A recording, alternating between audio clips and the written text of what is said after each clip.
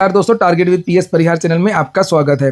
सुबह की इस वीडियो में ऐसी सूचनाएं होती हैं जो विभिन्न समाचार पत्रों पर छाई हुई होती हैं और विद्यार्थियों के लिए आवश्यक होती हैं। तो आइए शुरू करते हैं और देख लेते हैं कि आज के समाचार पत्रों में विद्यार्थी जीवन से संबंधित कौन कौन सी सूचनाएं हैं। तो वीडियो को जल्दी से लाइक कर दें, शेयर कर दें और जिन छात्रों ने चैनल को अभी भी सब्सक्राइब न किया हो तो जल्दी से सब्सक्राइब कर लें ताकि आप लोगों को इसी प्रकार की ऑथेंटिक और सॉलिड अपडेट से सबसे पहले मिलती रहे। चलिए शुरू करते हैं। और आगे बढ़ने से पहले एक सूचना है उन विद्यार्थियों के लिए जो विद्यार्थी किसी भी प्रतियोगी परीक्षा की तैयारी कर रहे हैं। और किसी भी प्रतियोगी परीक्षा की तैयारी करने के लिए सबसे महत्वपूर्ण चीज़ होती है मॉक टेस्ट। और मॉक टेस्ट के लिए यहाँ पर बेस्ट प्लेटफॉर्म है टेक्स्ट बुक। और टेक्स्ट बुक का एक बेस्ट ऑफर आ गया है स्वतंत्रता दिवस पर। आज़ाद सपनों का पास ये नाम है और इनका जो ईयरली पास हुआ करता है जिसमें आप लोगों को 1 साल के लिए इनके प्लेटफॉर्म में जितनी भी भर्तियां हैं, जितने भी एग्जाम्स है गवर्नमेंट के, लगभग सभी एग्जाम्स के मॉक टेस्ट मिलते हैं अनलिमिटेड। और उसमें ये ऑफर चल रहा है कि आप एक खरीदेंगे आपको 2 साल की वैलिडिटी एक्स्ट्रा मिल जाएगी। ये देख सकते हैं आप लोग। और इसकी कीमत कर दी गई है इसमें केवल 349 रुपये, यानी कि 349 रुपये में आप लोग SSC, bank, railway, UPSI, UPP, UPSC, UPPSC सभी भर्तियों के मॉक टेस्ट में हिस्सा ले सकेंगे। और वो भी 12 से अधिक भाषाओं में मॉक टेस्ट उपलब्ध है। लगभग 2.5 लाख से ज़्यादा इसमें मॉक टेस्ट आपको मिल जाएंगे। लिंक मैंने डिस्क्रिप्शन बॉक्स में उपलब्ध करा दी है। और कोड जरूर लगा दीजिएगा TWP। जब कोड लगा देंगे तो आप लोग एक्स्ट्रा 12% की और छूट मिल जाएगी। नीचे लिखा भी ये देख सकते हैं 12% का ये छूट। और इसमें याद रखिएगा इसकी जो टाइमिंग है 12 AM से 1 AM के बीच में खरीदेंगे तभी आपको ये छूट देखने को मिलेगी। चलिए अब हम लोग बात करें सबसे पहले होमगार्ड भर्ती की। होमगार्ड भर्ती को लेकर के बहुत सारे जो विद्यार्थी हैं ये उन्होंने मेरे पास ये व्हाट्सअप किया है, जिसे आप लोग यहाँ पर देख सकते हैं। विद्यार्थियों को ये कहना है कि इनका जो DVPST हुआ था 7 अगस्त तक, उसमें गलत तरीके से इनकी लंबाई नापी गई है। इनका गलत तरीके से इनका फिजिकल इफिशियंसी टेस्ट किया गया है, लापरवाही की गई है। हम विद्यार्थियों को एक मौका और दिया जाए। यहाँ पर ये इसको पढ़ लीजिए, सारी चीज़ें स्पष्ट हो जाएंगी। हम सभी अभ्यर्थी यूपी होमगार्ड की लिखित परीक्षा उत्तीर्ण करके DVPST में भाग लिए। तो उत्तर प्रदेश होमगार्ड भर्ती के लिए डॉक्यूमेंट वेरिफिकेशन और फिजिकल स्टैंडर्ड टेस्ट PST की प्रक्रिया 13 जुलाई से शुरू होकर के 7 अगस्त 2026 तक आयोजित की जा चुकी है। हम सभी अभ्यर्थियों को PST परीक्षा में अच्छे से जांच बिना अनफिट कर दिया गया, जो हमारे साथ में अन्याय है। हम सब अभ्यर्थियों ने अपनी ऊंचाई, अपनी लंबाई कई प्रमाणिक स्थानों से न पाई तो हम सब पास हो गए हैं। नीचे लिखा आता महोदय आपसे अनुरोध है कि जिले की CMO की समिति गठित करके केवल एक बार हम सबकी PhD करने की कृपा करें। ये भर्ती बोर्ड को इन विद्यार्थियों ने यहाँ पर ये भेजा है, तो मेल के द्वारा, मैसेज के द्वारा, अन्य माध्यमों से भी। तो होमगार्ड भर्ती के जो भी विद्यार्थी हैं जो इस तरीके से DVPST में फेल हो गए हैं, जो चाहते हैं कि उनको एक मौका और दिया जाए, तो उसके इन विद्यार्थियों का एक समूह है, एक ग्रुप है जो ये दबाव बना रहा भर्ती बोर्ड में कि अलग अलग जिलों में व्यवस्था की जाए, इनकी दोबारा से हाइट न पाई जाए। तो अगर आप इस समूह से जुड़ना चाहते हैं तो मैंने व्हाट्सअप की जो लिंक है वो डिस्क्रिप्शन बॉक्स और कमेंट बॉक्स में उपलब्ध करा दी है। आप लोग जा करके उस ग्रुप को ज्वाइन कर सकते हैं और अपनी मांग को संवैधानिक तरीके से आगे बढ़ा सकते हैं। और इसके बाद में अब हम बात करेंगे प्राथमिक शिक्षक भर्ती को लेकर के। और आज के समाचार पत्रों में इसके बारे में काफ़ी सूचना दी गई है। इसमें एक पेज फंस गया है एकेडमिक को लेकर के। अभी जब शिक्षक सेवा चयन आयोग में विद्यार्थी गए थे, मैं भी गया था, आप लोगों ने देखा भी होगा। और जब उप सचिव जी से वार्ता हुई थी तो उनका यही कहना था कि जो शिक्षा सेवा चयन आयोग है, हमारी जो नियमावली है उसमें केवल हम एक लिखित परीक्षा लेंगे और लिखित परीक्षा के आधार पर ही प्राइमरी में चयन होगा शिक्षकों की भर्ती में। लेकिन इसमें एक रोड़ा है इनकी एक पुरानी नियमावली जिसके आधार पर शिक्षक भर्तियां हुआ करती हैं, उसी को लेकर के यहाँ पर ये जानकारी दी गई है।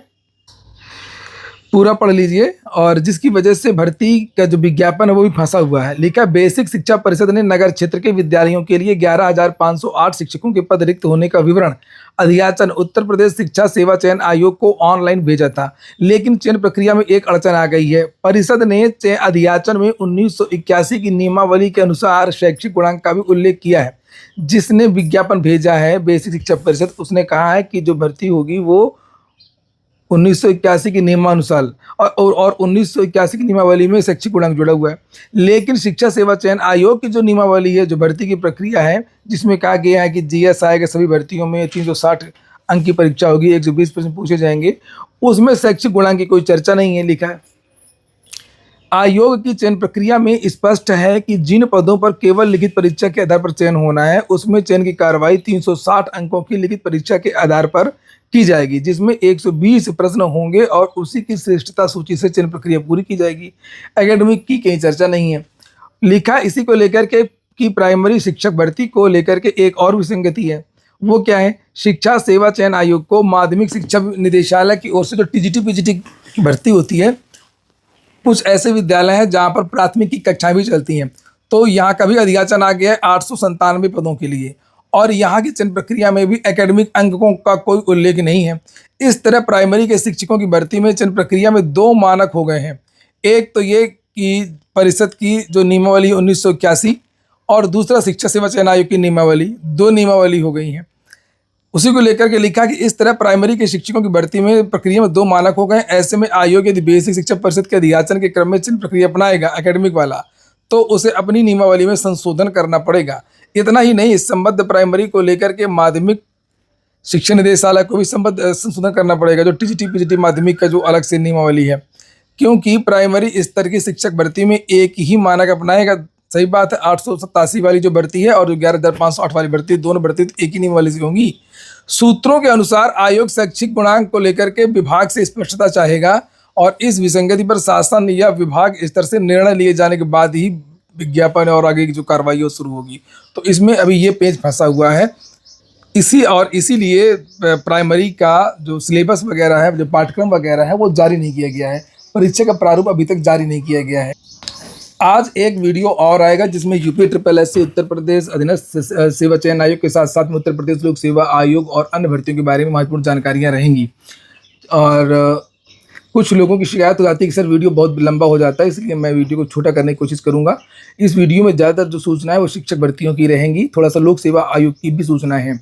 एडेड विद्यालयों में पुरानी नियमावली से 20,000 पदों को भरने की मांग।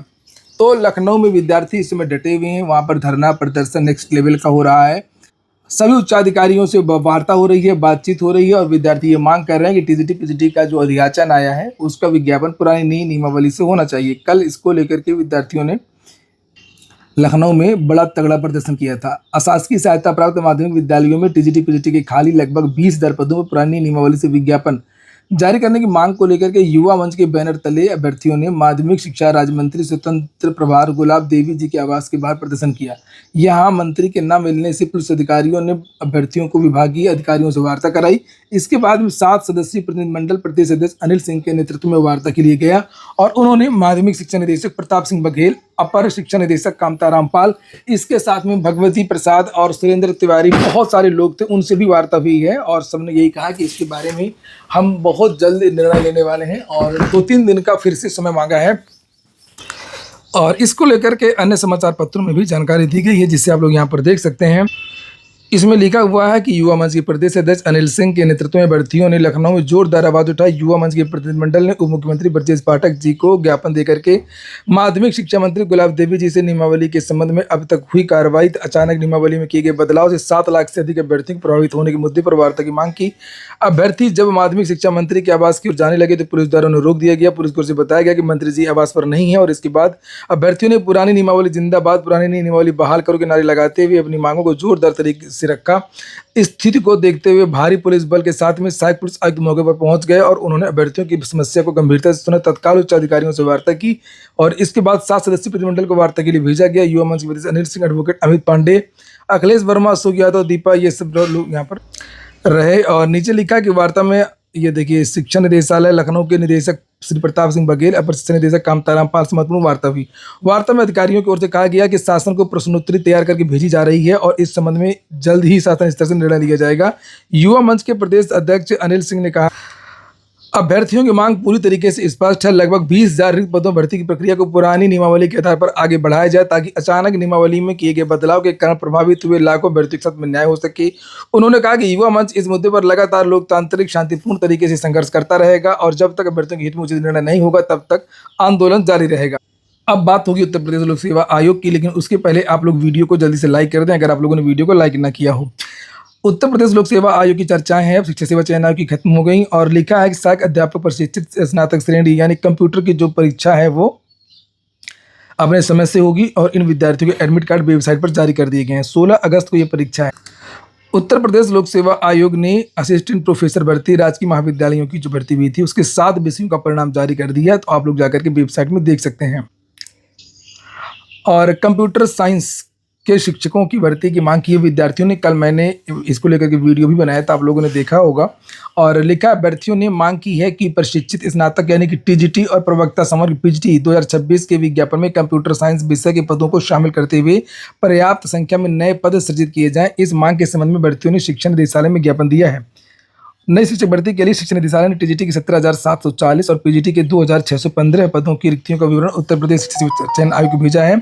इसमें कंप्यूटर साइंस के लिए कोई पद नहीं है। शिक्षा निदेशालय में ज्ञापन देने पहुंचे अभ्यर्थी राकेश यादव चंदन सिंह ने कहा कि वर्तमान दौर कंप्यूटर का है, लेकिन विद्यालयों में कंप्यूटर शिक्षा के प्रति विभाग गंभीर नहीं है। अपर शिक्षा निदेशक माध्यमिक को संबोधित, कितना दोहरा रवैया देखने को मिलता है सरकारों का। सरकार कहती है हम विद्यालयों का कायाकल्प करेंगे और कंप्यूटर शिक्षकों के पद ही सृजित नहीं हैं। जितने भी प्रदेश में लगभग 4500 ये विद्यालय हैं, अशासकीय सहायता प्राप्त माध्यमिक विद्यालय हैं, और इन विद्यालयों में सरकार ने आज तक एक भी कंप्यूटर शिक्षकों की स्थायी भर्ती नहीं की है।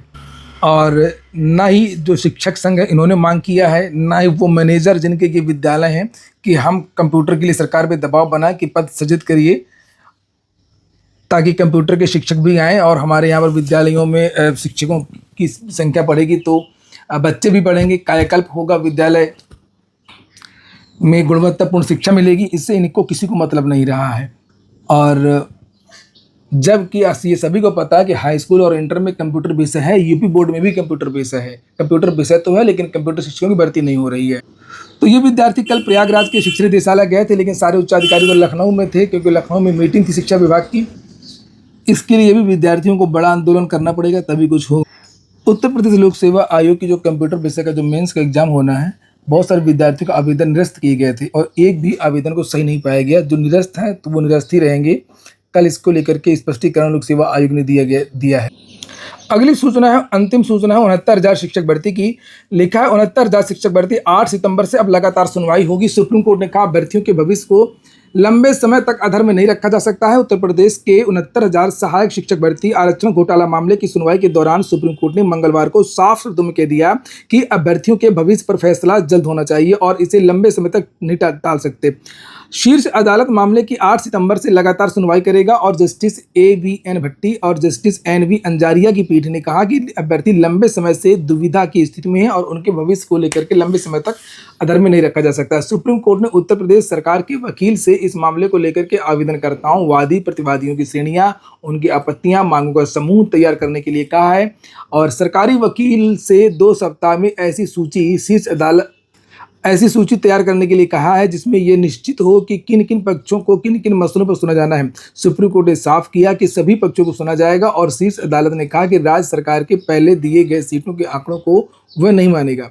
अब अंकित गोयल 18 अगस्त तक केस को 3 कैटेगरी में बांट करके रिपोर्ट देंगे। इसमें आरक्षण पीड़ित याची अभ्यर्थी एक कैटेगरी में होंगे जिनका कहना है आरक्षण सही से नहीं दिया गया। एक है हाईकोर्ट में याची जो नहीं रहे उनको किस तरीके से लाभ मिल सकता है। और 13 अगस्त 2024 के लखनऊ डबल बेंच के आदेश से प्रभावित अभ्यर्थी की कैटेगरी इसमें शामिल है।